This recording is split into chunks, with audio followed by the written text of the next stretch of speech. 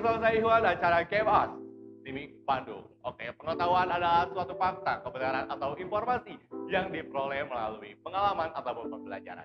Disebut dengan post teori. Atau melalui introspeksi diri ataupun disebut juga priori. Pengetahuan adalah suatu informasi yang diketahui atau disadari oleh seseorang.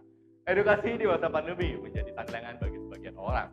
Edukasi adalah suatu proses yang dipelajari dilakukan secara baik non formal ataupun non formal yang bertujuan untuk mendidik serta memberikan ilmu pengetahuan serta memberikan informasi yang aktual, tajam dan terpercaya. Bersama saya Iwan akan membawakan acara ini dalam 15 menit ke depan yang bertujuan atau yang bertema dengan pengetahuan edukasi berisiko.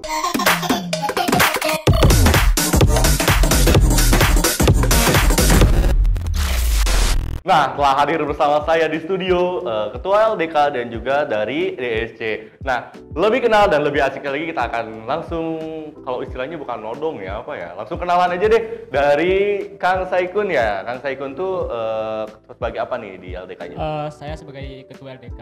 Ketua LDK, udah berapa lama nih masuk LDK? Saya masih 1 tahun. 1 tahun, udah lama juga ya. Bersama siapa nih Kang Saikun pada hari ini? Perkenalkan, nama saya Saikun. Saya jurusan Sistem Informasi, menjabat sebagai ketua di Lembaga Dakwah Kampus Timik Bandung. Oke, ini Kang Saikun ini sebagai ketua LDK di Timik Bandung. Dan selanjutnya ada juga rekan Kang Saikun. Boleh langsung perkenalkan diri, siapa nih namanya? Baik, nama saya Firman Alamsa. Saya sebagai di LDK itu sebagai koordinator gitu. Jadi koordinator itu seperti membagikan, misalnya ada event, saya yang mengumumkan, yang membagikan pamflet dan sebagainya gitu. Oke, jadi sebagai koordinator nih, koordinator tuh berarti bukan hanya di lapangan, berarti ya di dalam saja gitu. Ya, karena pandemi kayak gini kan sangat kecil kemungkinan untuk di lapangan, jadi kita secara virtual aja dulu gitu. Oke, jadi beberapa program terlaksana itu secara virtual nih. Ya, betul. Oke, siap. Langsung kita lanjut ke DSC. Oke, ada Kang Diki nih dari Ketua DSC Timik Bandung. Boleh Kang memperkenalkan diri dulu? Oke, perkenalkan, nama saya Diki Ade Pratama. Saya adalah DSC Lead, bisa dikatakan juga Ketua DSC. Saya sekarang sudah menempuh semester 7 dan masuk ke 8.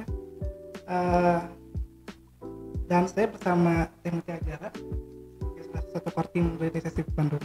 Oke, ada Teh Mutia dari DSC dan juga Kang Diki. Kalau boleh tahu Teh Mutia sebagai apa nih DSC-nya? Karena belum disebutkan juga, hanya sebagai koordinator tim ya tadi, koordinator tim atau core team. Oke, boleh disebutkan juga nih Kak. Halo, perkenalkan, nama saya Mutiara Zahra. Saya di DSC sebagai core team, yaitu yang mengkoordinasi para tim untuk mempersiapkan acara-acara. Wah, keren sekali ya. DSC itu berkembang di bidang teknologi dan LDK berkembang di bidang agama juga nih kan ya. Nah, aku sebelum maju kita ke topik-topik pembahasan berikutnya, aku pengen nanya nih sedikit-sedikit lah gitu kan, DSC dan juga LDK nih tahun 2022 baru masuk nih kan ya. Apa sih yang kalian pengenkan gitu di tahun 2022 gitu yang belum tercapai dari DSC ini dan juga LDK?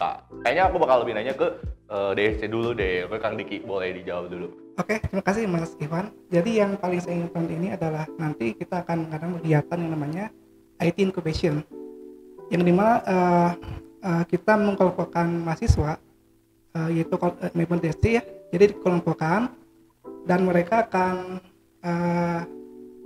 diberikan mentoring untuk membuat sebuah aplikasi atau program, yang dimana ini pun adalah salah satu program dari DSC Solution Challenge tahunan. Jadi dimana setiap tahun itu Google itu memberikan 14 tema, yang dimana tema itu nanti harus di-solve sama DSC-nya.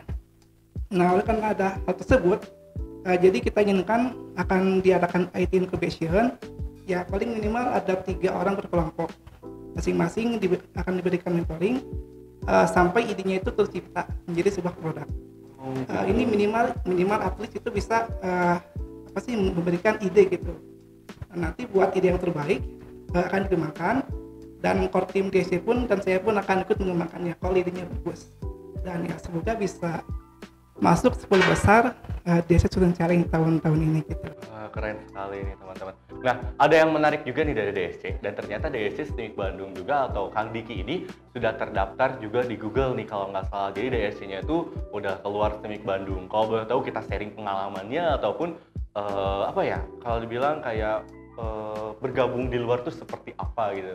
Boleh kan, aku pengen nanya nih Kang, katanya Kang tuh bergabung di Google juga nih atau DSC luar STIMIK Bandung juga. Nah, kalau boleh tahu gimana caranya supaya orang-orang tuh sebenarnya menarik, oh DSC tuh kayak gini loh gitu. Jadi pengalaman yang paling saya rasakan itu relasi gitu kan. Nah, jadi saya bisa punya relasi baru, kenalan baru, bahkan ya dengan ya DSC di dunia gitu. Ya saya sangat bahagia dengan hal tersebut. Juga DSC ini sebenarnya itu memberikan mahasiswa ilmu pengetahuan. Dan DSC ini menghapuskan gap antara teori dan praktek. Jadi di sini kita langsung praktek gitu dalam ilmunya gitu. Ya, jadi mahasiswa yang punya passion, yang punya keinginan, yang punya semangat untuk belajar coding, belajar program, bisa masuk DSC gitu. Iya. Oh, jadi DSC itu nggak hanya mempelajari kayak kita seputar Google aja gitu ya. Jadi DSC itu mempelajari luas sekali itu, kayak tadi coding kayak gitu, salah satunya seperti itu kan. Nah, kalau boleh lebih jelas spesifiknya lagi, aku pengen nanya nih Kang, apakah dari DSC ini keunggulannya apa gitu? Kalau misalnya ada orang ataupun yang belum tertarik ke DSC itu pengen nih masuk ke DSC tiba-tiba karena pengen tahu benefitnya ataupun kayak apa sih yang kita dapatkan dari DSC gitu, gimana tuh Kang? benefitnya ya. Iya. Yang paling bagus sih relasi dan juga semangat baru. Dulu saya kan jadi pas dulu kan ada DSC kan tahun 2019 kan. Saya ikut jadi member di situ kan. Nah, saya di situ ikut event DSC gitu kan, saya ikuti. Saya itu seperti berkumpul dengan orang-orang yang hebat gitu. Bahkan dulu kan sebelum pandemi kan acaranya offline ya. Saya kumpul dengan orang-orang hebat, bahkan saya bercengkrama dengan saudara kampus STIMIK Bandung. Itu jadi semangat buat saya gitu. Orang lain keren banget, saya pun pasti bisa seperti itu. Jadi itu yang paling keras sama saya gitu. Wah, berarti awalnya DSC di STIMIK Bandung berarti dari Akang juga nih? Apa emang sudah ada? Dulu tahun 2019 ada yang lead pertama. Oh, ada yang pertama. Berarti Akang yang kedua bersama Teh Mutia. Kalau sama Teh Mutia itu satu angkatan apa beda angkatan? Satu angkatan. Dan tapi yang keluar itu yang relasinya atau yang berkembang di luar itu baru Akang saja. Oh, core timnya sudah luar biasa, keren sekali guys. Tepuk tangan dong nih. Buat bisa core team tuh ada event buat seperti kita sharing dengan core team sedunia gitu. Sedunia juga sudah ada.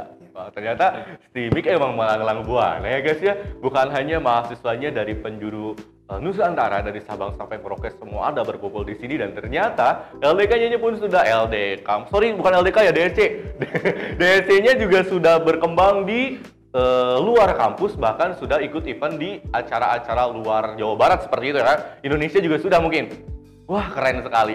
Gimana nih ngomong bahasa Inggris yang aku nggak bisa sih, nggak ngerti kalau gabung ke DSC mungkin. Bisa juga sih kadang masuk, tapi yang penting bisa melafalkan, kepahami, yaitu yang paling penting. Oke, nah seperti itu. Nah sekarang sudah nih ya tadi seputar DSC, dari perkembangan DSC dari awal dan sampai benar-benar mereka bisa berkembang di luar karena spirit dan juga semangatnya gitu. Nah sekarang kita langsung ke LDK nih.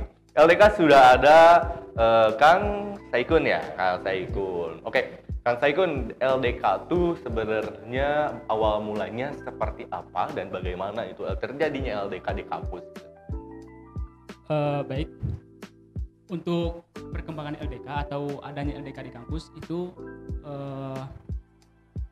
mungkin saya hanya tahunya sepintas gitu, karena diceritakan oleh beberapa ketua sebelumnya ya, bahwa LDK itu sebelumnya itu mungkin menjalankan kegiatan itu secara offline gitu. Oh, secara offline. Jadi belum kalau sekarang kan baru sekarang tuh kegiatan-kegiatan secara online kan ya? Oh iya. Oh, berarti ada yang menarik nih kalau kayak gitu. Gimana kalau misalnya LDK ada acara kayak misalnya hari peringatan Islam yang besar-besar seperti Maulid Nabi, terus kayak Rajaban kayak gitu, itu bagaimana tuh tantangan LDK? Untuk tantangan LDK sendiri itu bukan dari saya sendiri aja, melainkan dari beberapa pengurus, yang dibantu oleh beberapa pengurus. Dan alhamdulillah untuk beberapa event sebelumnya ya, yang terakhir kemarin adalah event Maulid Nabi gitu. Maulid Nabi. Event besarnya. Itu event besarnya dan itu dilaksanakan secara offline nih. Iya, Offline. Oh, sebagian yang offline, kemarin sebagian itu ya, online. Gitu. ya itu dia dilaksanakan cara kalau bahasa di kampus hybrid ya. Hybrid. Jadi sebagian offline, sebagian juga online gitu. Wah, keren. Berarti emang sudah mempersiapkan secara matang juga ya kalau Ya, misalnya benar, acara benar. hybrid seperti Iya. itu. Ya, Oke, karena setahu saya juga kalau misalnya acara besar kayak gitu di masa pandemi kita juga harus melewati tata cara prokes dengan yang sangat ketat gitu, menggunakan masker juga tentunya ya, menjaga jarak juga, dan kalau nggak salah kemarin sempat ada swab antigen juga atau rapid test juga gitu untuk menghadiri acara-acara besar di masa pandemi seperti ini. Dan kebetulan juga kemarin Swing Bandung sempat mengadakan swab test seperti itu ya untuk acara-acara besar seperti itu. Oh, ya, benar, Luar biasa, keren sekali. Nah, kalau boleh tahu nih, kan tadi perkembangan gitu sekarang gitu. Kalau misalnya LDK itu, misalnya gini deh, aku mau nanya, misalnya gini, saya misalnya Kristen gitu, pengen masuk LDK gitu, atau saya Buddha pengen masuk LDK. Nah itu bagaimana gitu? Apakah saya bisa masuk ke LDK ataupun memang khusus agama Islam saja gitu? Kalau boleh tahu. Kamu dulu yang jawab atau aku? boleh saya dulu. Oke, jadi Mantap nih kayaknya. semangat untuk menjawab. Tapi kalau dua-duanya mau menjawab boleh silakan. Oke. Oke, silakan Kang Saigun. Saya sedikit menjawab pertanyaan dari Kalau jawab, oke Kang Iwan. kalau menurut saya pribadi ya, untuk mempelajarkan sesuatu itu siapa aja boleh gitu.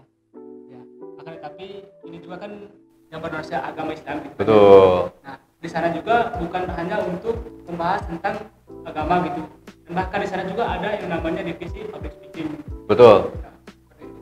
Nah, kalau seperti yang dikatakan sama Kang Iwan tadi, Non muslim lah istilahnya gitu kan. non muslim ya, Hmm. itu kalau menurut saya pribadi ya dibolehkan gitu, asalkan Dibolehkan. selagi dia ingin menuntut ilmu ya, dan nggak membuat kerusuhan ya Iya. dalam sebuah UKM itu, ya saya terima aja gitu. Siap. Intinya antar agama juga boleh masuk ke LDK asalkan kita sama-sama toleransi gitu. Nah, boleh silakan nih Kang, pendanggapan dari Kang Firman. Nah, emang kebetulan juga di LDK itu ada 2 non muslim yang masuk LDK. Saya juga sama teman-teman kaget gitu. Oh, Oke. ternyata ada non muslim yang mau masuk LDK, entah karena dia tidak tahu LDK itu apa, entah karena dia tahu, tapi ketika ditanya yang satu menjawab karena dia penasaran sama Islam. Oke. Dia penasaran dengan agama Islam, seperti apa sih agama Islam itu. Nah, makanya di LDK kami mau merangkul mereka gitu.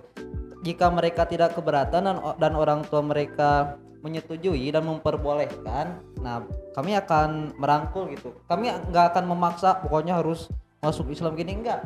Jadi kami memberikan penerangan tentang Islam itu kayak gimana sih gitu. Oke, jadi intinya kayak berbagi ataupun berpendapat antar agama gitu. Jadi kayak di Islam tuh seperti gini loh gitu kan. Jadi di Kristen tuh seperti ini loh. Jadi di Buddha tuh seperti ini loh kayak gitu kan. Jadi intinya kita sama-sama toleransi dan sama-sama saling mengetahui, dan supaya kita kedepannya tuh lebih bisa menghargai antar agama gitu kan ya. Jadi tidak ada perpecahan agama di tahun berikutnya, apalagi di tahun 2022 ini. Semoga antar agama ini menjadi damai, karena seperti kayak Indonesia ini namanya itu Bhinneka Tunggal Ika, itu berbeda-beda berarti tetap satu gitu kan. Nah, Oke. itu juga bisa jadi semangat kita sih, Iya. soalnya non muslim aja ikut LDK itu untuk Iya, belajar Islam, betul. apalagi yang muslimnya. Harus lebih Ya, semangat gitu kan. semangat lagi.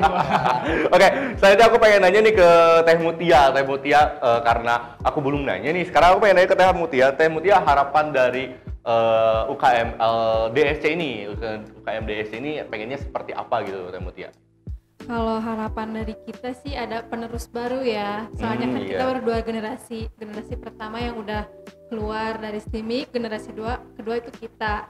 Nah, harapan aku tuh kayak pengen ada generasi selanjutnya di DSC di STIMIK, karena yang masuk DSC tuh kayak masih mikir DSC ngoding nih, pusing nih, kayak gitu kan. Tapi ternyata di DSC tuh nggak hanya ngoding, kita tuh banyak sekali eventnya, dan itu tuh kayak kita have fun aja. Jujur aja aku juga kayak masih suka nggak suka ya ngoding ya.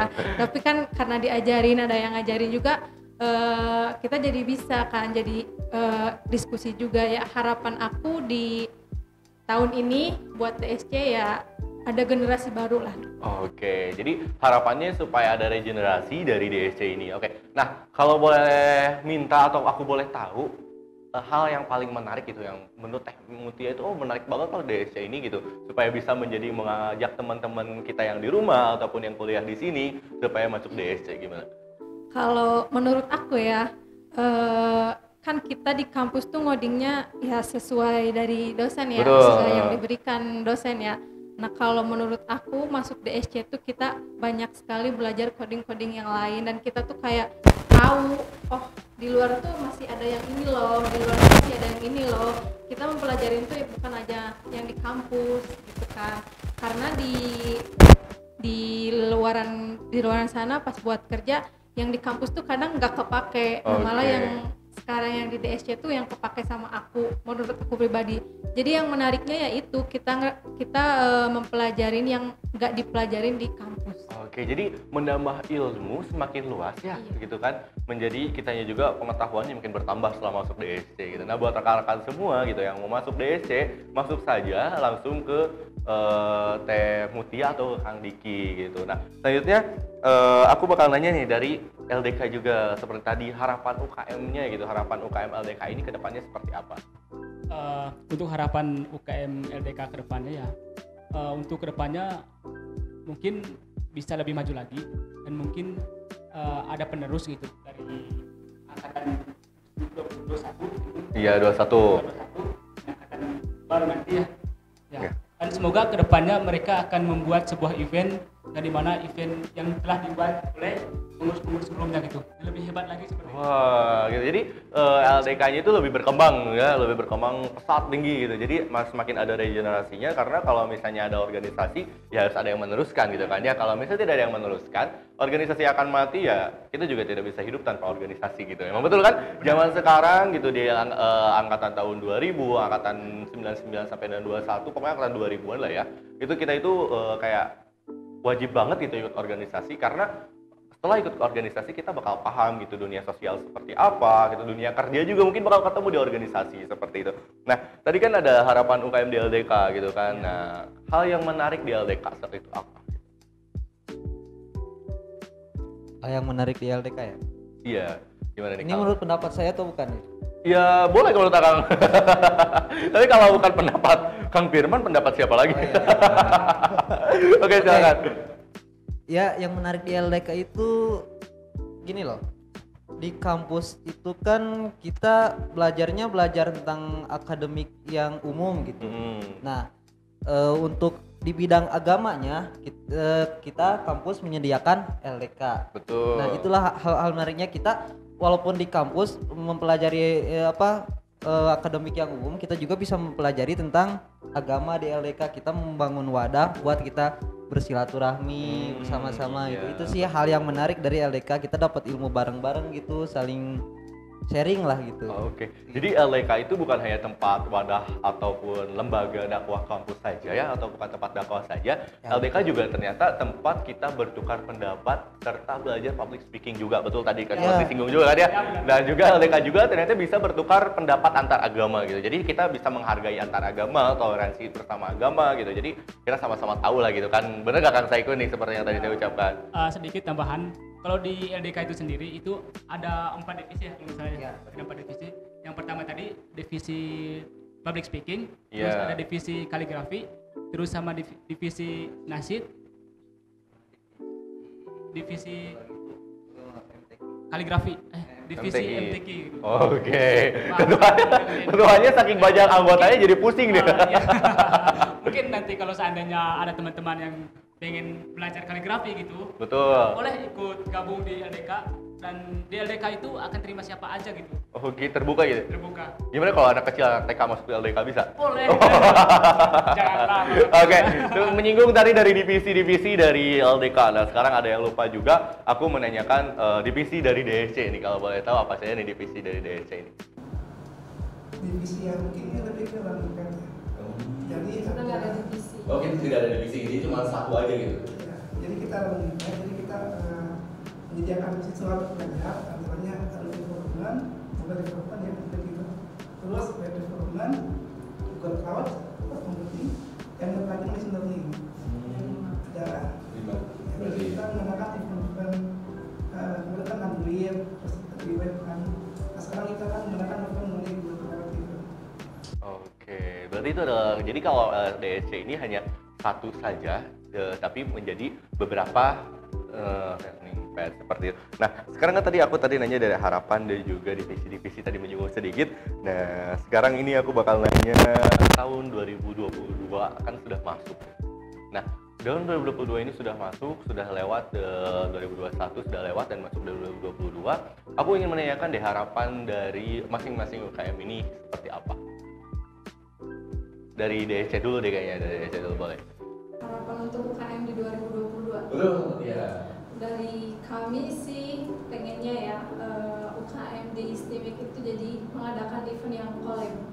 Jadi bareng-bareng gitu? Iya. Oke, jadi kayak fun fair gitu kan ya, jadi acara besar gitu kan? Kita pengennya jadi kita memanfaatkan UKM satu sama lain, kita collab dan ya mungkin itu menjadi event yang lumayan besar juga ya buat kampus dan untuk UKM-nya itu sendiri. Jadi dengan adanya itu juga si kampus bakal lebih terkenal, betul? Oke, dan selanjutnya aku bakal nanya ke Kang Saikun selaku Ketua LDK, bagaimana nih harapan di tahun 2022 untuk UKM? Untuk harapan dari UKM LDK sendiri ya.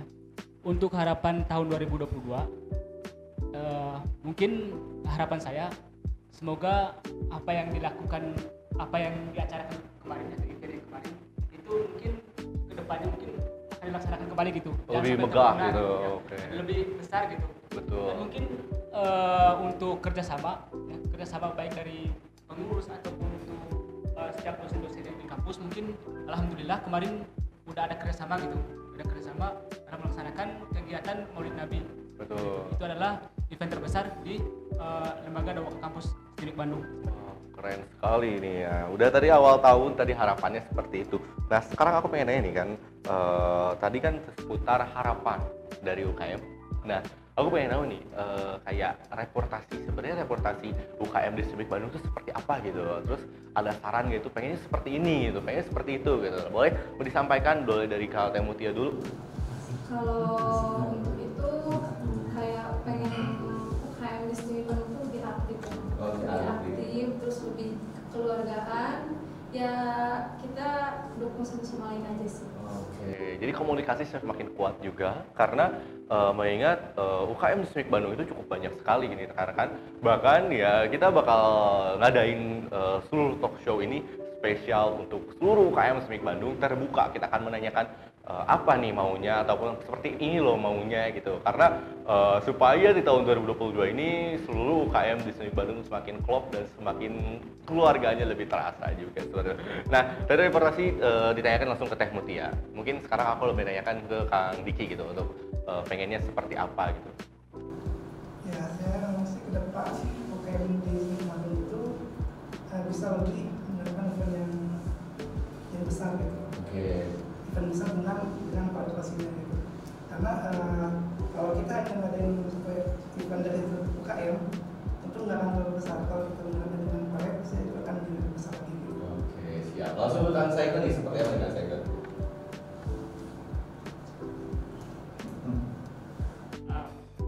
Pertanyaan ulang lagi. Oke, nah pertanyaannya gini loh Kang, bagaimana sih reportasi UKM di Istimik Bandung ini gitu? Akang tuh maunya seperti apa gitu? Oh, kalau kayak gini gitu, coba gimana?